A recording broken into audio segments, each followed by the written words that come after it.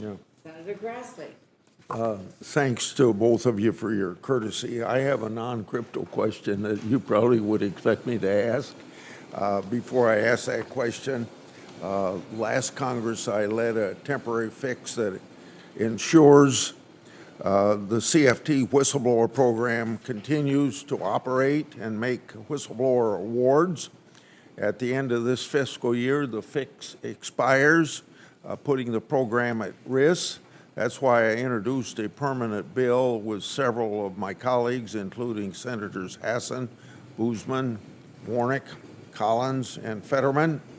Our CFTC Whistleblower Fund Improvement Act aims to make the administrative fix permanent and allow the CFTC to hold as much in fines as we allow the Security and Exchange Commission to do. Without a fix, the program could become a victim of its own success through accounting snags, even as it continues to bring in fines. You know how important it is to listen to whistleblowers, because even though you may have a relatively small agency compared to others, you can't know what's going on, and outside of your agency, you can't know.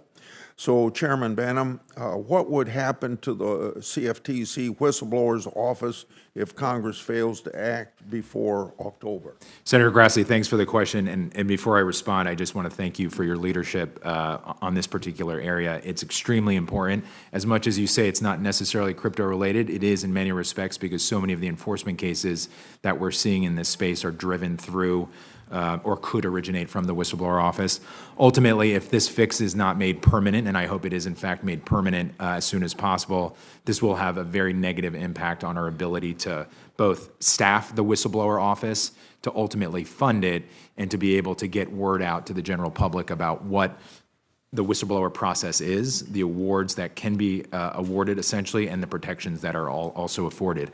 Writ large across all of our regulated markets, as you pointed out, our success has been really the detriment of this program itself. The past 10 to 15 years since Dodd-Frank, after the financial crisis, has demonstrated the whistleblower office's outstanding success.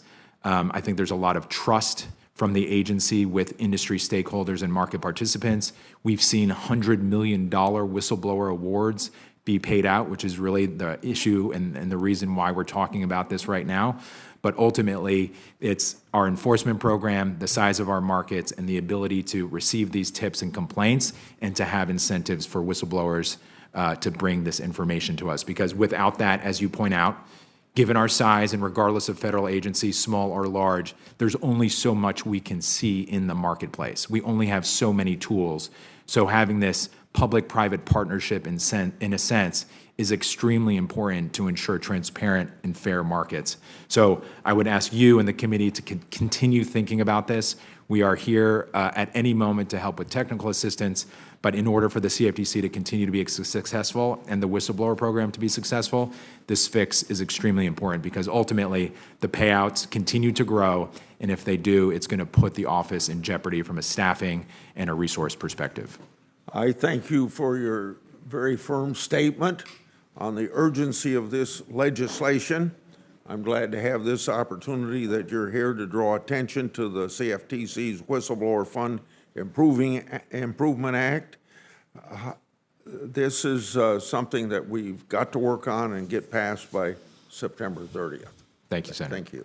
I yield back my time, and I thank Senator Boozman. Well, thank you very much. And first,